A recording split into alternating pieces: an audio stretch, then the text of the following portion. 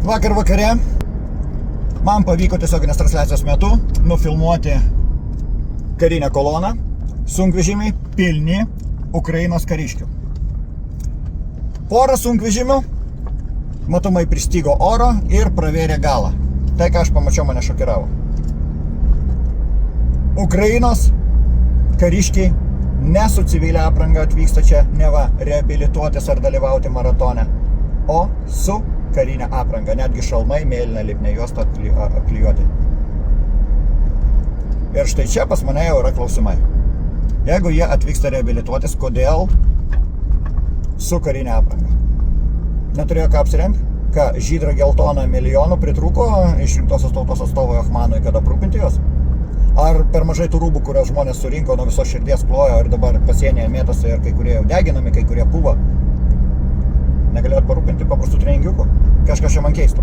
Dar toliau klausimai. Jeigu jie čia atvyksta reabilitaciniais tikslais ar atkreipti pasaulio visuomenės dėmesį į reabilitacijos problemas, labai kilnus tikslas ir tikrai pateisinčiau.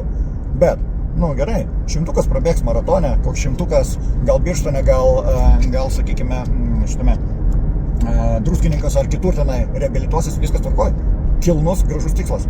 Bet 10 000 vienu metu ir tik į Lietuvą, o ne po visą Europą. Ir su karinė apranga.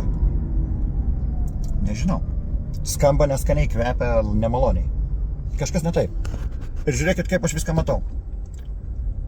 Lietuva, Amerika, Ukraina, Rusija. Aš kitų šalių nevaldinsiu. Užtenka šitų 4 šalių, kadangi čia mūsų interesai visos šitose šalyse groja, mūsų ateitis. Visų šitų šalių aukščiausiose kariniuose bei politiniuose postuose išrinktosios tautos atstovai. Dabar klausimas, ką jie suplanavo? Nes per mūsų televizorių edukuotams labai dažnai pasakojama apie Kaliningradą, ten kaip mes jį užimsime per porą dienų. Apie Baltarusiją, kokias tam mums trukdo čia, supranti, gyventi. Ką jūs ten suplanavot su Suvalkų koridorium? Kas vyksta? 10 000 su karinė apranga. Žadat išduoti ginkluotę tikare? Ir jeigu taip įvyktų, jeigu tauta nepradės aktyviai klausinėti pas savo valdžios atstovus, kas vyksta, tai tada, žiūrėkit, atviros rankos Rusijai pasakyti, wow, jūs pažeidėt ne tik savo įstatymus, jūs jau viską sulaužėte. Aš to nepakęsiu, kad čia prie Baltarusijos sienos, suprantate, prie mano sąjungininko 10 000 kariaujančio šalies kariškio atsidūrė. Man čia kvepia labai neskaniai ir aš porą balvankių Vilniui, Kaunui, Klaipėdai, ten, ar oro uostai, Šiaulių, ar ten dar kažkur per strateginius objektus. Ir tada atvira konfrontacija su NATO. 5 straipsnį, kad aktyvuoti, reikia visų pirma būti galutinai įvykdžius visas stojimo į NATO procedūras, kas iš Lietuvos pusės nepadaryta iki pabaigos. Čia pirmas argumentas, NATO pasakyti, mes jūs neginsime. Bet netgi jeigu tai praslysta, antras argumentas, negalima pačiai išprovokuoti karo. O čia 10 000 kariaujančios šalies kariškių su apranga atsidūrė Lietuvoje. Galima traktuoti kaip provokaciją.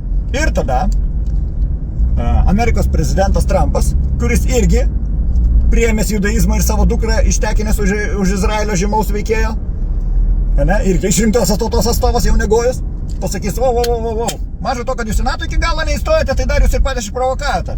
Aš nuplaunu rankas, nenoriu turėti reikalų. Jeigu planas toks, tai liūdni popieriai. Ir nesvarbu, kad tu save vadini patriotu, nors pas tave visur viešinamos yra tik tai Amerikos ar tenai Izraelio vėliavos. O tu sakai, kad tu Lietuvos patriotas. Nesvarbu. Tau jau neberūpės, kokie šalies atstovai laimėjo. Nes tiek tu, tiek aš, mes jau būsime tenai. Kodėl sakau ir aš? Aš atsargoje. Mane irgi ims.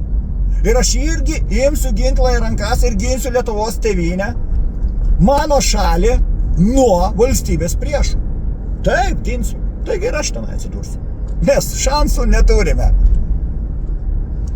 Kažkas sakys, o tai kurie čia tavo Lietuvos priešai? Tie, kas veikia prieš Lietuvos valstybę. Ir nesvarbu, ką jūs pagalvojate, ar anie, ar šitie. Vis tiek aš tenai atsidursiu, nes nei prieš tos, nei prieš kitus pajėgų nėra. Vieni turi labai daug žmonių ir resursų, kiti turi labai daug pinigų. Tai prieš tos ar prieš kitus kariausiai, ir tie ir kiti bus mūsų priešai. Tai aš vis tiek tenai būsiu. Ir dauguma, manau, visi, kas Lietuvos kariuomenėje atsidurs tenai. Ir jums rūpės? Man tai tik tai rūpi, ką aš paliksiu savo vaikams. Aš nepergyvenu dėl savo gyvybės, nei truputėlio. Tai tiek šios dienos transliacijai. Dabar labai laukiu palaikantis komentarai, valio. Ačiū. Jūs pakeliate vaizdo įrašo žiūrimumą. Tie, kas televizorius taip smegenis išplovė, kad jūs jau be televizorius edukacijos nieko nematote ir daugiau nemokat parašyti, negu kad žodį durnius, rašykit irgi. Jūsų komentarai pakelia vaizdo įrašo žiūrimumą. Ačiū už juos. Ir juolab mes pamatome, koks tavo intelektas, jeigu tu tik tiek ir te moki parašyti. Bet labiausiai laukiu tų, kas esate išprūsę. Tų, kas bent kažkiek domitės įstatymais, konstitucijos straipsniais. Parašykite man.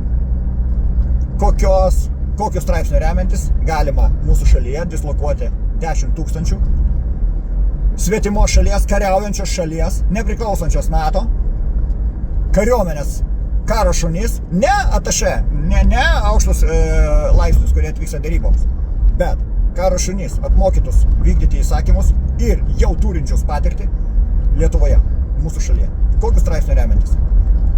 Laukiu jūsų komentarų ir paaiškinimų, kodėl jie atvyksta su karinė apranga. Nes, išduoti treningėlius galėjo belė kur. Tai surinktume mes, žmonės paprastai, tikrai surinktum. Aš jau be žydro geltoną netgi tyliu, ten milijonai. Tai viskas, iki.